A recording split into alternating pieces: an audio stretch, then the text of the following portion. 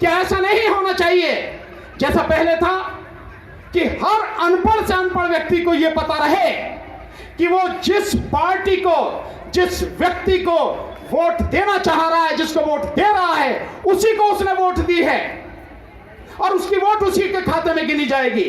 क्या व्यवस्था ऐसी नहीं होनी चाहिए? दुनिया के वो बड़े बड़े देश जो हमसे ज्यादा बड़े हैं, हर मामले में शक्तिशाली हैं, पैसे वाले हैं, ज्ञानवान हैं, सबने ईवीएम बनाई और छोड़ दी। इसलिए ईवीएम में धांधली होती है, लेकिन इस देश में कोई उसे छोड़ने को तैयार नहीं है, सरकार छोड़ने को तैयार नहीं है और हम लोग आवाज उठाने को तैयार नहीं है। इलेक्शन कमीशन का न केवल दिल्ली में घेराव होगा जबरदस्त तरीके से, इलेक्शन कमीशन के जो ऑफिसर्स हैं हर राज्यों की राजधानी में, वहां भी एक ही समय में घेराव होगा। इसके साथ साथ सबसे बड़ा जो धरना होगा वो होगा सुप्रीम कोर्ट के सामने, हम बैठेंगे सुप्रीम कोर्ट के सामने और इसके साथ साथ पूरे देश में पैदल मार्च होगा। इस बार आर पार की लड़ाई है, इससे कम में कुछ भी मंजूर नहीं है। हम रहे न रहे लेकिन ईवीएम को रहने नहीं देंगे। इसी आह्वान के साथ आए हैं। मुझे विश्वास है आप मेरी लाज रखोगे, अपने बच्चों का भविष्य बचाओगे और 6 जनवरी को 12 बजे जंतर मंतर पर जरूर आओगे। कि राजनीतिक शक्ति हर ताले की चाबी है और उदाहरण देकर बताया कि अगर वाकई में धार्मिक स्थलों में कुछ होती ताकत तो वहां पर धर्म का चोला पहनने वाले लोग पार्लियामेंट में क्यों जाते, संसद में क्यों जाते, इलेक्शन क्यों लड़ते? इसका मतलब यह है वहां नहीं है असली अधिकार, संसद में है या विधानसभा में है। और ये संसद और विधानसभा में जो अधिकार आपके पास हैं, ये आपको जो मिल सकते हैं वो केवल एक ही अधिकार है, वोट का अधिकार। सिर्फ इसी से मिल सकते हैं, वोट के अधिकार से। वोट के अधिकार से आप जिसको चाहें ठीक है उसको नेता बना सकते हैं, जिसको चाहें मंत्री, मुख्यमंत्री, प्रधानमंत्री, कुछ भी चाहे बना सकते हैं। ये वोट का ही अधिकार है साथियों। लेकिन आज इस देश में बड़ा खतरा है। इस देश में एक सफेद दाढ़ी वाला है, वो रात को 8 बजे कभी भी न्यूज चैनल पर प्रकट हो जाता और कहता है कि नोटबंदी, 4 घंटे में नोट बंद। वही दाढ़ी वाला फिर कभी निकल के आता है तालाबंदी, देश बंद। क्या पता कब वो दाढ़ी वाला निकल आवे और कह दे कि वोट बंदी, और वोट बंद हो जाए तो क्या करोगे भाई?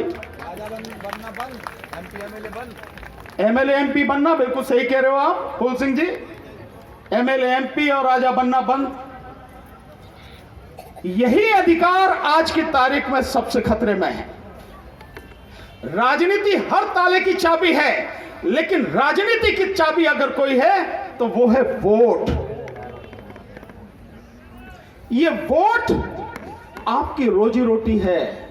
ध्यान रखना, मैं बिल्कुल आज आपकी साधारण भाषा, आम भाषा में आपको समझाने की कोशिश करूंगा कि क्या चीज आज खतरे में है और उसे कैसे बचाया जा सकता है।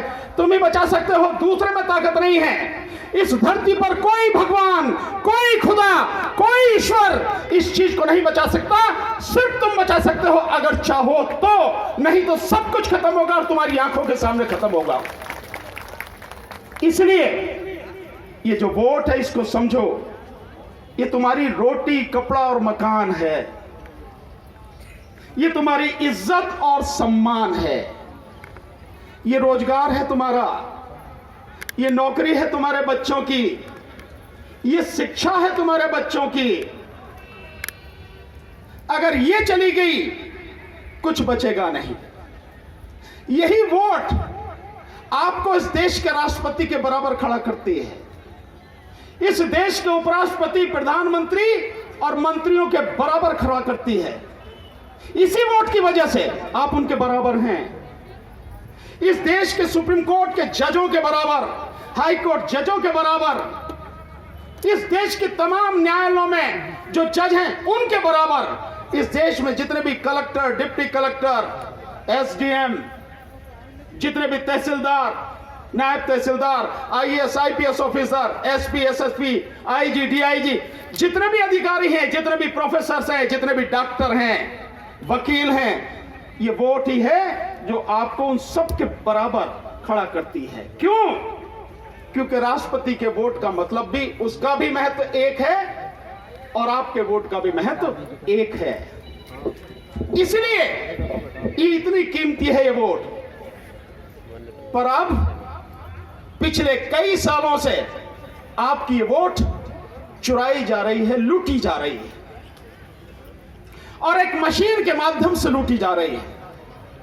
ईवीएम जिसे बोलते हैं, ये एक इस तरह का हथियार है कि इस हथियार के माध्यम से आप बेशक किसी को राजा बनाना चाहो, आप बेशक किसी को एमपी और एमएलए बनाना चाहो, लेकिन बनेगा नहीं। बनेगा वही जिसके हाथ में इस ईवीएम की चाबी है, वही बनेगा। वरना राजस्थान में तो तुम्हें मालूम है तुमने किसको वोट दिया, पर गई कहां तुम्हारी वोट? सरकार तो किसी और की बननी थी, लेकिन बन किसकी गई, बना किसकी दई? मुख्यमंत्री तो कोई और होता, बना हुआ कौन है? यही बराबर में तो है आपके मध्य प्रदेश, जिस ग्वालियर की भूमि से आई हुई है हमारी बहन भावना जी। इसी ग्वालियर में दूर दूर तक किसी के सपनों में नहीं था कि बीजेपी सरकार बनाने की सोच भी सकती है। सरकार बनाना तो बहुत दूर की बात है। आपको नहीं समझ में आता, 230 विधानसभा सीटों में से मध्य प्रदेश में 199 पर पोस्टल बैलेट समझते हो? जो हमारे सरकारी कर्मचारी हैं, सेना पुलिस में जो लोग हैं, वो जो अपनी वोट डालते हैं वो अभी बैलेट पेपर से ही डालते हैं, उसे पोस्टल बैलेट कहते हैं। लिफाफे में धर के भेज देते हैं कि भैया हमारी वोट ये है। जब उस पोस्टल बैलेट की, या सीधे सीधे कहो कि बैलेट पेपर की गिनती होती है, तो कांग्रेस 199 सीटों पर आगे होती है 230 में। बीजेपी का अता पता भी नहीं होता। और जब ईवीएम के माध्यम से गिनती आती है तो बिल्कुल उलट जाता है और 164-65 सीटों पर बीजेपी जीतकर सरकार बना लेती है। फिर भी समझ में नहीं आता लोगों को कि कहां बेईमानी हो रही है, कैसे बेईमानी हो रही है। तीनों राज्य लूट लिए गए और सरकार बना ली गई। एक मीटिंग में अभी दिग्विजय सिंह मिले थे मुझे। दिग्विजय सिंह का नाम सुना है? कांग्रेस के नेता, मुख्यमंत्री रहे थे मध्य प्रदेश के। वो आए तो उनके बोलने से पहले उनका माइक लेके मैंने कहा कि आपके बोलने के बाद कोई बोलेगा ना, पहले मेरी बात सुन लो आप। तो मैंने उनसे कहा कि इतनी बड़ी लूट हुई है, तीनों राज्यों में बीजेपी की सरकार नहीं बन सकती थी, लेकिन ईवीएम के माध्यम से वोट लूटकर सरकार बना ली गई। सबसे बड़ा नुकसान तो कांग्रेस का हुआ। तो कांग्रेस बोलती क्यों नहीं है? राहुल गांधी जी चुप क्यों हैं? सोनिया गांधी जी चुप क्यों हैं?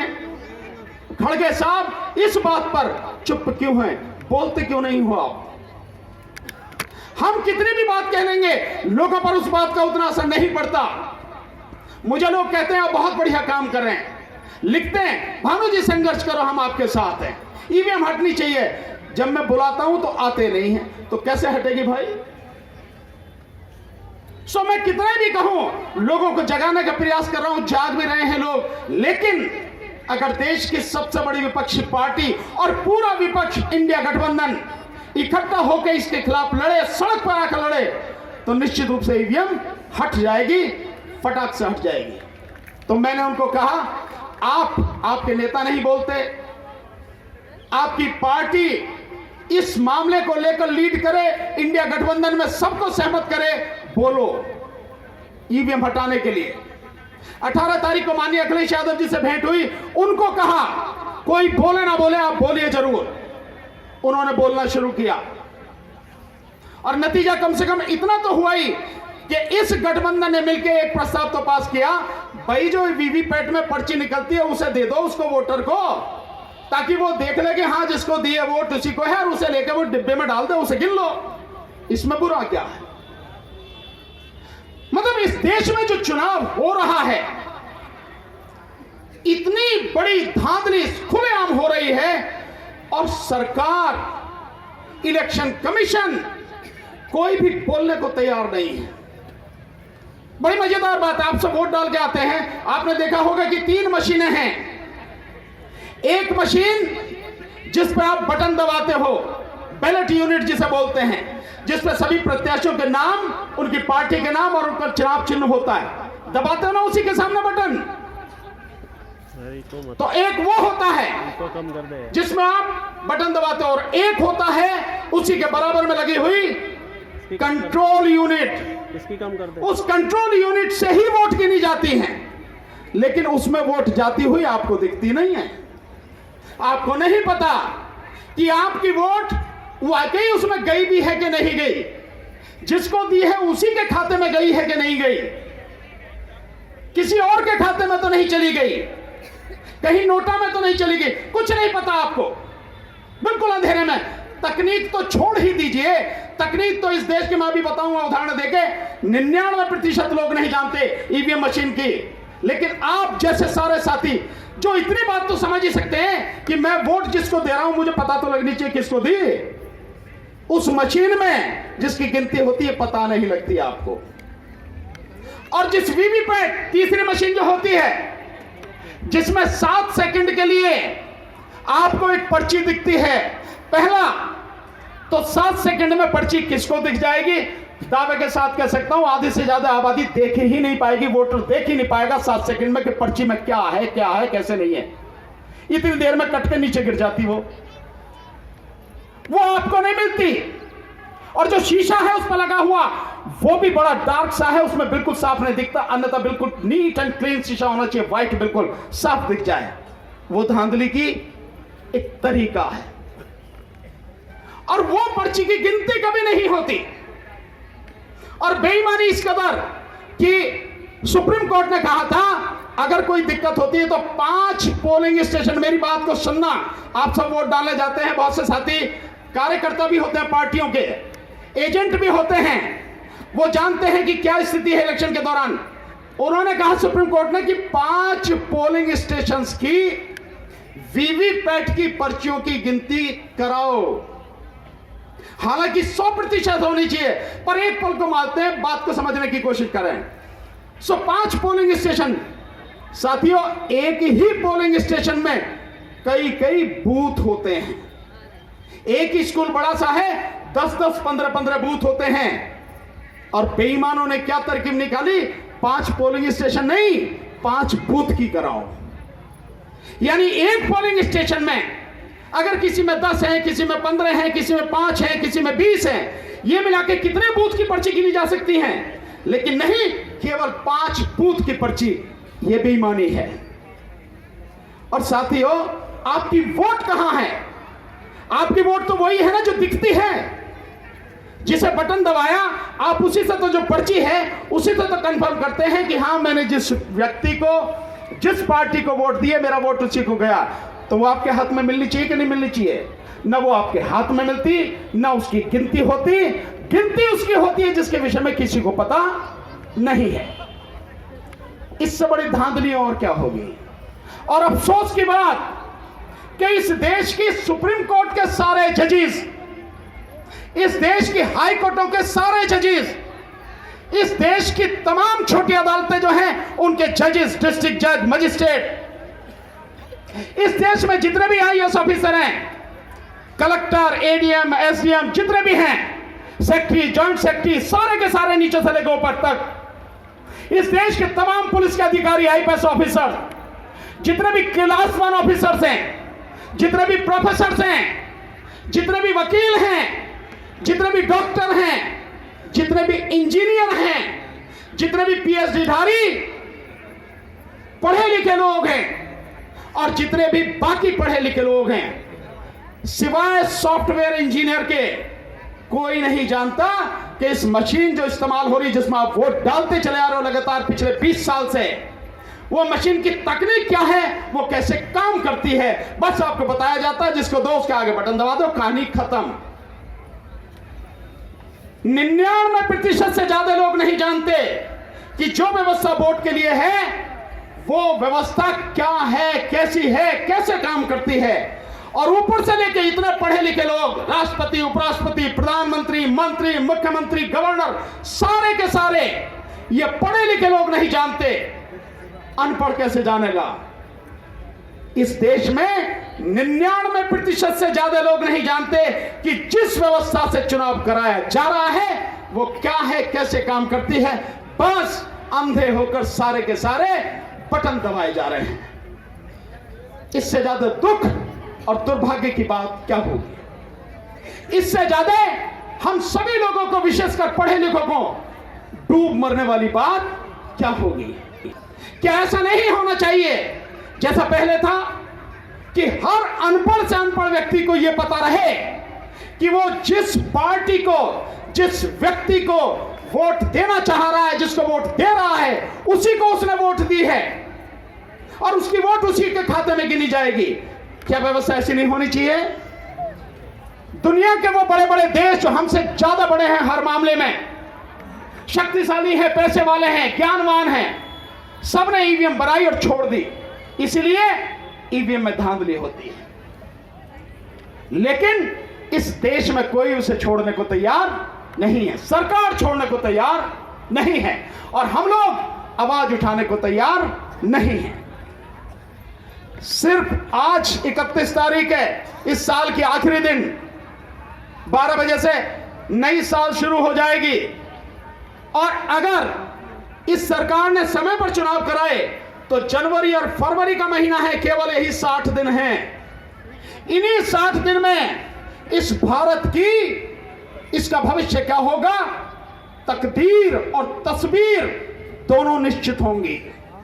इन्हीं 60 दिनों में अगर आप अपने बच्चों के भविष्य के लिए लड़ लिए, अगर आप अपनी औलाद को बचाने के लिए लड़ लिए, अपने अधिकार को बचाने के लिए लड़ लिए, तो तस्वीर कुछ बेहतर होगी।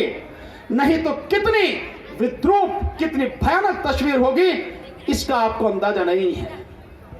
जो लोग आज हुकूमत में बैठे हैं उन्होंने अपनों को नहीं छोड़ा, जिन्होंने उन्हें लेके आए राजनीति में उनका सफाया किया पहले और अच्छे अच्छे तुर्रम का मनते थे। सारे तीनों राज्यों के मुख्यमंत्री को इसी चुनाव में ठिकाने लगा दिया कि नहीं लगा दिया? लगा दिया ना। कैसे लगा दिया, कैसे कर दिया और कैसे इतना विश्वास है। वही प्रधानमंत्री मोदी अपने कार्यकर्ताओं को इस चुनाव की जीत के बाद संबोधित करने जाते हैं तो कहते हैं कि इस बार लोकसभा चुनाव की सभी सीटें जीतेंगे। सभी, पूर्ण बहुमत की बात नहीं, सभी सीटें, 543 सीटें जीतने की बात कर रहे हैं। कैसे संभव है? कोई कितना भी हो बड़ा, कितना ही मजबूत हो, कितना भी लोग प्यार करते हो, फिर भी सभी सीटें कोई नहीं जीत सकता। लेकिन वो दावा कर रहे हैं और पिछला जो अनुभव है वो बता रहा है, अगर वो दावा कर रहे हैं तो वो ये कर भी देंगे अगर ईवीएम से चुनाव हुआ तो। और अगर ईवीएम से चुनाव हुआ तो सबसे ज्यादा नुकसान बहुजन समाज का होगा। वो समाज होना चाहिए, लेकिन ये बहुजन समाज अगर आज लड़ा नहीं तो कल ये बहुजन समाज ही नहीं रहेगा। इसको गुलाम बनाने की सारी व्यवस्था कर ली गई है। तो इस स्थिति में लड़ना किसको है? बताओ हाथ उठा के कि लड़ना किसको है? इन सबको लड़ना, लड़ना इनको है। किसके खिलाफ लड़ोगे? सुनाई नहीं आई, आवाज सुनाई नहीं आई। किसके खिलाफ? ईवीएम के खिलाफ। ईवीएम के खिलाफ लड़ोगे? बिल्कुल लड़ना पड़ेगा। अगर ईवीएम हटेगी तो ही देश बचेगा, अगर ईवीएम हटेगी तो ही संविधान बचेगा, अगर ईवीएम नहीं हटी तो फिर कुछ नहीं बचेगा। साथियों, मेरा आपसे बहुत विनम्र निवेदन है, ये लड़ाई बहुत बड़ी लड़ाई है। आप समझते हो कि अब विपक्ष लड़ेगा? नहीं लड़ेगा। स्थिति कितनी भयानक है मैं दो उदाहरणों से समझाने की कोशिश करता हूं। इस देश में जो पढ़े लिखे विद्वान लोग हैं उन्होंने एक संस्था बनाई, सिटीजन कमीशन ऑन इलेक्शन। यानी देश के जो नागरिक हैं, जो उनकी नागरिकों ने एक आयोग बनाया इलेक्शन में क्या क्या धांधली हुई है इसको देखने के लिए। 2021 में बना। सुप्रीम कोर्ट के रिटायर्ड जज जस्टिस मदन बी लोकुर इसके अध्यक्ष रहे, और उसमें सुप्रीम कोर्ट के रिटायर्ड जज, हाई कोर्ट के रिटायर्ड जज और जज, IAS officers, advocate, IPS officers, सेना के वरिष्ठ अधिकारी, प्रोफेसर्स, साथ में सामाजिक कार्यकर्ता, सबने मिलकर, उनकी संख्या कितनी है? 6,500। एक तरह से देखा जाए तो भारत का दिमाग है पूरा, थिंक टैंक, ब्रेन है। इन 6,500 लोगों ने रिसर्च करके बताया, अपनी रिपोर्ट तैयार की कि ईवीएम में किस तरह से गड़बड़ी होती है, ईवीएम से चुनाव नहीं होना चाहिए। इलेक्शन कमीशन को 6,500 इन योग्य लोगों ने साइन करके लेटर भेजा और कहा कि भैया हमें मिलने का समय दो, लेकिन इलेक्शन कमीशन इन्हें मिलने का समय नहीं दे रहा। कौन है इलेक्शन कमीशन? इस देश की जनता का नौकर, इस देश की जनता का नौकर है वो। उसको अधिकार इस देश की जनता ने दिए हैं संविधान के माध्यम से free, fair and transparent election कराने के लिए, यानी निष्पक्ष, स्वतंत्र और पारदर्शी चुनाव कराने के लिए इलेक्शन कमीशन को अधिकार दिए हैं। और जिस समय इलेक्शन होता है उस समय उसी की सारी ताकत होती है, किसी और की कुछ नहीं होती, न चलती। इतने अधिकार दिए हैं, लेकिन इलेक्शन के बाद वो बिल्कुल आम जैसे लोग होते हैं उनकी तरह नौकर है जनता का। और उस जनता के 6,500 नुमाइंदे उससे मिलने का समय मांग रहे हैं, मिलने का समय नहीं दे रहा। यही नहीं, जो 19 दिसंबर को इंडिया गठबंधन के जो 28 पार्टियां हैं उन्होंने मिलकर जो लेटर लिखा कि भाई जो जिस तरह से चुनाव होता है, वीवीपैट की पर्ची उस जो मतदाता है उसको दे दो ताकि वो देख ले और उसे डिब्बे में डालने दो, डिब्बे में डाल के और उसकी गिनती कराओ, सारी उसकी गिनती कराओ। वोट तो वही है ना, अगर उसकी गिनती नहीं है तो वोटों की गिनती तो नहीं हो रही ना, तो वोट वो है, उसकी गिनती कराओ और इसके लिए मिलने का समय दो। उनको भी मिलने का समय नहीं दे रहा है। किस तरह से इसके पास ताकत आ रही है? क्यों? क्योंकि सरकार ने उसे चुना है। और मानसिक रूप से अगर कोई व्यक्ति गुलाम हो जाए तो उसे आप कितने अधिकार दे दीजिए, गुलाम गुलाम ही रहता है और आका जो होता है उसी की गुलामी करता है, उसके अलावा कोई काम नहीं करता। आज इलेक्शन कमीशन यही काम कर रहा है और लोगों को डरा रहा है कि जो भी ईवीएम पर सवाल खड़ा करेगा उसको नोटिस भेज रहा है। मैं आपके माध्यम से, इस मंच के माध्यम से कहना चाह रहा हूं, मैंने कहा है, कई वीडियोस में कहा है, फिर कह रहा हूं, इलेक्शन कमीशन मुझे नोटिस भेजे, मैं दूंगा उसे उसका जवाब। आ तो सही मैदान में, तब पता लगेगी। वही होगा दूध का दूध और पानी का पानी। इस आम जनता को जिसे कानून का पता नहीं, जिसे संविधान का पता नहीं, उसे डराने की कोशिश कर रहा है। पिछले 5 साल से लगातार हम ईवीएम के खिलाफ आवाज उठा रहे हैं। तब 100 में से 2 लोग, 1 लोग ईवीएम के खिलाफ बोलते थे। आज देख रहे हैं आप, हर जगह ईवीएम का विरोध हो रहा है, हर जगह ईवीएम के खिलाफ आवाज उठ रही है। सुप्रीम कोर्ट के वकील बोल रहे हैं और वकील बोल रहे हैं, रिटायर्ड हाई कोर्ट और सुप्रीम कोर्ट के जज बोल रहे हैं, तमाम सामाजिक कार्यकर्ता बोल रहे हैं, मीडिया बोल रहा है लगातार। ये स्थिति आई है, लेकिन इससे बात बनेगी नहीं साथियों। ईवीएम को हटाने के लिए अब लगातार संघर्ष करना पड़ेगा और उस दिन तक संघर्ष करना पड़ेगा जिस दिन तक ये ईवीएम हट नहीं जाए, और तब तक हम में से कोई भी एक पल, एक दिन चुप नहीं बैठेगा। तभी बचेगा ये देश, तभी बचेगा बहुजन, तभी बचेंगे आप और तभी बचेंगे आपकी औलाद, आपकी आने वाली पीढ़ी। नहीं तो अपनी आंखों के सामने सबकी तबाही देखना। इस चुनाव के बाद मैं बहुत स्पष्ट रूप से जो मुझे दिखाई देता है, इस चुनाव के बाद अगर मोदी सरकार दोबारा आ गई, ईवीएम से रही तो निश्चित रूप से आएगी दोबारा। 405 सीटों से ज्यादा की वो सेटिंग कर चुके हैं और कई पार्टियों को पूरी तरह से सुपड़ा साफ करेंगे, ठिकाने लगाएंगे। ये व्यवस्था वो कर चुके हैं। इसे केवल रोका जा सकता है कि चुनाव ईवीएम से न हो। तो साथियों, अगर ये चुनाव ईवीएम से हो गया, आप मोदी सरकार को रोक नहीं पाएंगे। और अगर मोदी सरकार आ गई तो फिर जैसे मैंने कहा, वो दोहराता हूं कि वो दाढ़ी वाला निकल के आवेगा 8 बजे, सफेद दाढ़ी वाला, और कहेगा वोट बंद, और कहेगा कि भारत का संविधान ये खत्म। आज से भारत का संविधान ये है जो मनुस्मृति पर आधारित है। और उस संविधान में उन्होंने व्यवस्था कर ली है कि मुसलमानों को और ईसाइयों को और पारसियों को वोट का अधिकार ही नहीं है। और जिनको अधिकार दिया है उनकी भी व्यवस्था सुन लो।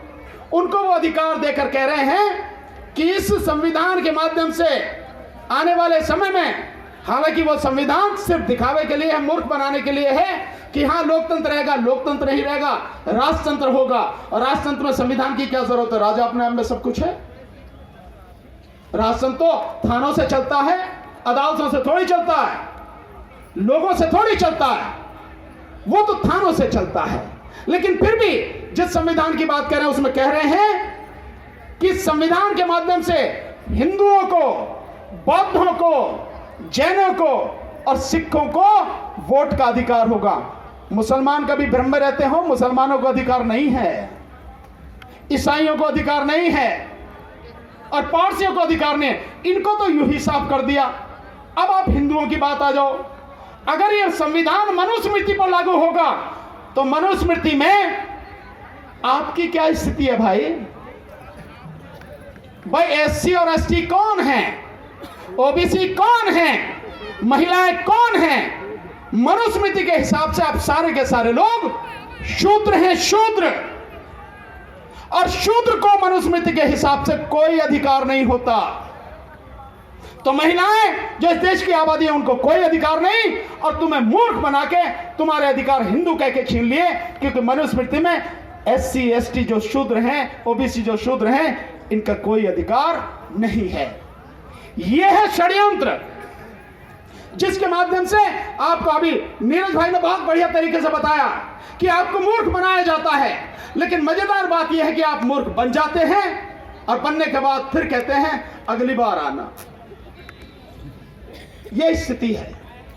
तो इन सारी स्थितियों में साथियों, अगर आप अपने आप को, अपने समाज को, अपने देश को, अपने बच्चों को, अपनी आने वाली पीढ़ी को बचा सकते हो, उसका केवल एक ही इलाज है। इलाज है ईवीएम को हटाओ। और जब तक ईवीएम हटेगी नहीं, इस देश में चुनाव हमें होने नहीं देना है। हम इसी के लिए लगातार काम कर रहे हैं। और मैं आज आप सब जितने भी साथी हैं, वाकई में जो जगे हुए हैं, मैं मानता हूं कि यहां जितने लोग आए हैं ये जगे हुए हैं। मैं आप सारे साथियों को आमंत्रित करता हूं, आपको निमंत्रण देता हूं। व्यक्तिगत इसी रूप से आया हूं कि आपको निमंत्रित कर सकूं। सारे के सारे मेरी बहनें, मेरी बच्चियां, मेरी माताएं, मेरे बुजुर्ग, मेरे नौजवान साथी, सामाजिक कार्यकर्ता, पॉलिटिकल, जो भी, जिन तक भी मेरी आवाज पहुंच रही है और इसके बाद जहां तक भी मेरी आवाज पहुंचेगी, 6 जनवरी जो अब से 6 दिन बाद है, 6 जनवरी 2024 दिन शनिवार, दिल्ली के जंतर मंतर पर ईवीएम को हटाने की लड़ाई की शुरुआत हम लोग कर रहे हैं। पूरे देश से लोग आ रहे हैं, सब के सब आओ। सारे लोग, घर में बैठने की जरूरत नहीं है। यह लड़ाई सड़क की है, सड़क पर ही लड़ी जाएगी। और हमें बताना है उन आतताइयों को, अहंकार में डूबे हुए उन सत्ताधीशों को, जिन्हें कुछ नजर नहीं आता कि तुम ही नहीं हो, इस देश की जनता सबसे आगे है, इस देश की जनता सबसे महत्वपूर्ण है। यही है जनता जिसके हाथ में ताकत है। और जिस दिन ये जनता सड़क पर आ गई, उसी दिन सब कुछ साफ हो जाएगा। किसी को गाली देने की जरूरत नहीं है। कोई ये समझता हो कि हमें किसी चीज की जरूरत है, तोप तमंचों की, किसी चीज की जरूरत नहीं है। सिर्फ तुम्हारे सड़क पर आने की जरूरत है, केवल तुम्हारे सड़क पर आने की। इतने दिन से तुम लगातार मुझे देख रहे हो, जिंदा हूं ना अभी आपके सामने, कोई बाल भी बाका कर तो नहीं सका, लगातार बोल रहा हूं। और सीधे सीधे उन्हों को चुनौती है जो सत्ता में बैठे हुए मुखिया बने बैठे हैं। आओ मेरे साथ इस आंदोलन को सफल बनाने के लिए, अपने बच्चों का भविष्य बचाने के लिए। तो 6 जनवरी 2024 दिन शनिवार, दिल्ली में जंतर मंतर पर 12 बजे सबके सब पहुंचो, इकट्ठा हो। और उसी दिन आपकी संख्या बता देगी कि आने वाला भविष्य आपके बच्चों का कैसा है, मोदी सरकार का कैसा है और ईवीएम का कैसा है। अगर मैदान भर गया तो सुप्रसाद मोदी का यही से ऐलान करता हूं, और अगर नहीं भरा तो तुम्हारा सत्यानाश बच नहीं पाएगा। लिख लेना मेरी बात, बहुत सोच समझ के बात करो। दुनिया भर से लोग आ रहे हैं, देश भर से, दुनिया भर से नहीं, सॉरी, पूरे देश से लोग आ रहे हैं। जितना इस बार रेस्पॉन्स ऐसा कभी नहीं था। लगातार लोगों ने टिकट भी करा लिए जो दूर से आ रहे हैं। देश के हर कोने से लोग आ रहे हैं। आप सोच नहीं सकते, त्रिपुरा से, असम से, मणिपुर से, दूर दराज के राज्य हैं, नीचे तमिलनाडु से लेके तमिलनाडु, केरल, कर्नाटक, आंध्र प्रदेश, उड़ीसा, तेलंगाना, महाराष्ट्र, मध्य प्रदेश, छत्तीसगढ़, झारखंड, बिहार, पश्चिम बंगाल, उत्तराखंड, उत्तर प्रदेश, दिल्ली, साथ में इधर राजस्थान, पंजाब और आपका हरियाणा, हिमाचल प्रदेश और जम्मू कश्मीर तक से लोग आ रहे हैं लगातार। मैं आज इस प्रोग्राम के लिए, डॉक्टर साहब ने मुझे, राजाराम भारती जी ने मुझे इनवाइट किया था, लेकिन मेरा प्रोग्राम 23 तारीख से 3 तारीख तक कहीं बाहर था। वो प्रोग्राम कैंसिल हुआ इसी ईवीएम की वजह से। सो मैंने उनसे निवेदन किया कि मैं आपके प्रोग्राम में आना चाह रहा हूं, आ रहा हूं। मैं उनका आभारी हूं कि उन्होंने सहर्ष मुझे आने के निमंत्रण दिया और मुझे मेरे आने में उन्होंने खुशी जताई। मैं आपके यहाँ ऐसे ही चला आता हूं, मानता हूं कि आप मेरे अपने हैं, मेरा परिवार है। और अपने परिवार में आने के लिए वैसे तो पूछने की जरूरत नहीं है, पर फिर भी पूछा तो आपने जो सम्मान, जो प्यार दिया, मैं उसका आभारी हूं। बस एक ही बात, ये लड़ाई हम लड़ेंगे साथियों। चिंता मत करना कि कोई पॉलिटिकल पार्टी आए या नहीं आए। मैं आपके इस मंच से ऐलान करता हूं, चाहे कांग्रेस पार्टी हो, चाहे इंडिया गठबंधन की तमाम विपक्षी पार्टियां हो, कोई भी पार्टी हो, अब की इस बार इस आंदोलन में सबको आना पड़ेगा। मैं इतना मजबूर कर दूंगा, आंदोलन इतना जबरदस्त होने जा रहा है साथी। मेरा निवेदन आपसे है कि जब उस लड़ाई में मैं खड़ा हूं और जिस लड़ाई को मैं ही शुरुआत कर रहा हूं, उस लड़ाई में मेरा घर, मेरा परिवार मेरे साथ कंधे से कंधा मिला के साथ दे, ताकि मैं सीना तान के कह सकूं, मेरा घर, मेरा परिवार मेरे साथ में, अब आ जाओ जो भी है मैदान में। इसीलिए आपसे निवेदन कर रहा हूं, सब आना साथियों। बच्चों की जिंदगी का सवाल है, उनकी शिक्षा का सवाल है, रोजगार का, नौकरी का सवाल है, अपने मान सम्मान का सवाल है। बाबा साहब ने अकेले सब कुछ कर दिया, हमें यहां तक पहुंचा दिया। अगर हम अपने लिए भी नहीं लड़ पाए तो फिर बाबा साहब को मुंह दिखा पाएंगे क्या? उनके सामने सर झुका पाएंगे क्या? उनका मान सम्मान कर पाएंगे क्या? नहीं। इसलिए मेरा निवेदन है कि हमारे बाबा साहब को हमसे शर्मिंदा न होना पड़े। हम इस लड़ाई को अपने दम पर लड़ के दिखाएंगे इस बार, और केवल लड़के नहीं, जीत के दिखाएंगे। मुझे मालूम है कि भरतपुर में जहां ये मीटिंग हो रही है, यहां आसपास के कई जिलों के लोग आए हुए हैं। ये भरतपुर केवल एक भरतपुर नहीं है, जिला नहीं है। ये भरतपुर, इधर रहा आपका मथुरा, साथ में रहा इसके आपके आगे चले थोड़ा तो ग्वालियर, फिर आपके इधर आ जाए तो कोटा, ये आपके धौलपुर, ये आपका अलवर। इतना बड़ा एरिया है। अगर आप इन्हें यहां झंडा खड़ा कर दिया तो पूरे देश में आवाज जाएगी। और आंदोलन, और बता दे रहा हूं आपको, ये ध्यान रखें, किसी को गलतफहमी नहीं होनी चाहिए।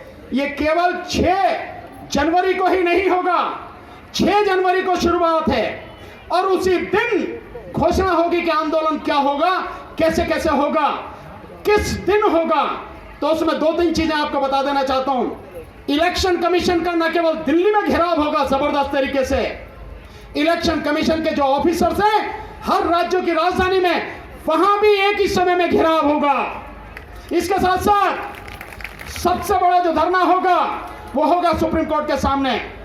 हम बैठेंगे सुप्रीम कोर्ट के सामने, और इसके साथ साथ पूरे देश में पैदल मार्च होगा। इस बार आर पार की लड़ाई है, इससे कम में कुछ भी मंजूर नहीं है।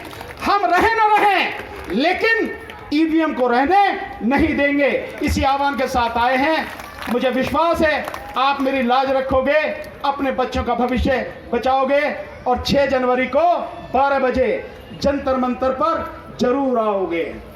मैं इतना ही कह के अपनी बात समाप्त करता हूं। मुझे समय दिया, सम्मान दिया, और मैं अभी थोड़ी देर में मैं निकलना चाहूंगा कि कोई कार्यक्रम लगातार है तो मुझे वहां जाना भी पड़ेगा। आप सब मुझे और मेरे सामने बैठे हुए सब मुझे माफ़ कर देंगे। इस बात के लिए नहीं कहेंगे कि मैं थोड़ा सा रुकूं, सबकी बात सुन के जाऊं। मैं सुबह से बैठा हूं, आपके सामने हूं, पर क्योंकि कार्यक्रम बहुत हैं, बहुत लोगों से मिलना है, बहुत लोगों को फ़ोन करना है, बहुत जगह जाके मीटिंग करनी है, जगह जगह मीटिंग कर रहा हूं। आज इस जगह जो आया हूं, इसी 6 जनवरी के आंदोलन के लिए मैं आज यहाँ आपके बीच में आया हूँ। ये बहुत इतिहास बदलने वाली घटना हो जाएगी अगर आप लोगों ने साथ दिया तो। बहुत बहुत शुक्रिया। नमो बुद्धाय। जय भीम, जय भारत, जोहार, आदाब, सत श्री अकाल, नमस्कार।